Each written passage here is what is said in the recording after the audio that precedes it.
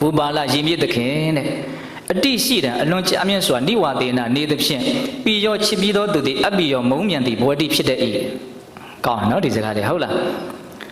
တေတင်ရှင်မင်းကြီးတို့သည်အပ်ပြီးရမုံညင်းတို့သည်ပုရဟောမှာမဖြစ်ကုန်မိတာနဲ့တန်တင်ရှင်မင်းကြီးတို့ကိုအာမန္တခေါ်တယ်ပန်ကြား၍တာနဲ့ကိစ္စမှာသွားပါကုန်အံ့တယ်မင်းကြီးတဲ့နော်အကြာကြီးတယောက်နဲ့တယောက်အတူတူနေလာလို့ရှိရင်အလွန်ချစ်တဲ့အနေထားကနေအလွန်မုန်းတဲ့အနေထားကိုရောက်သွားတတ်တယ်ဒါကြောင့်မင်းကြီးတို့မမုန်းသေးခင်မှာငါဒီနာကနေသွားတော့မယ်တဲ့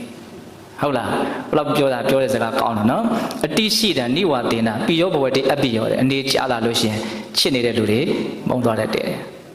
အနေကြာလာတော့တယောက်ကြောင့်တယောက်အသေးစိတ်လေးတွေကမြင်လာပြီလေဟုတ်လား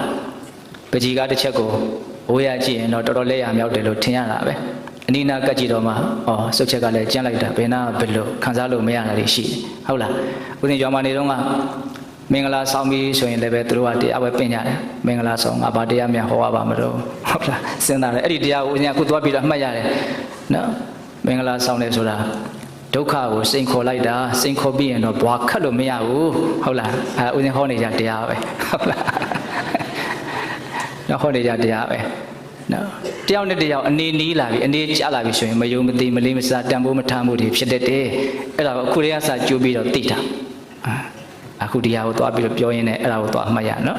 အတိရှိတဲ့နိဝါဒေနာပိယောဘဝတိအပိယောအနေကျလာရင်ချစ်တဲ့သူတွေဟာမုန်းတဲ့သူတွေဖြစ်သွားတတ်တယ်ဒါကြောင့်မလို့အာမန္တခောတံကိစ္ဆာမပုရာတိဟောမအပိယော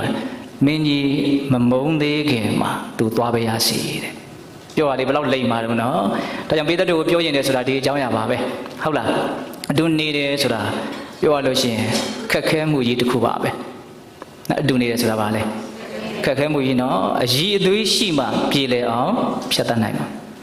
ညံဖြင်းလို့ရှိရင်တော့အတူတူနေရင်လည်းမဖြစ်နိုင်ဘူးတော့မပြေမလဲပဲဖြစ်နေနော်ဒါကြောင့်အတူတူလေးနေခြင်းတယ်ဆိုရင်တော့ဘာလို့လို့တော့အည်အသွေးရှိအောင်ကြိုးစား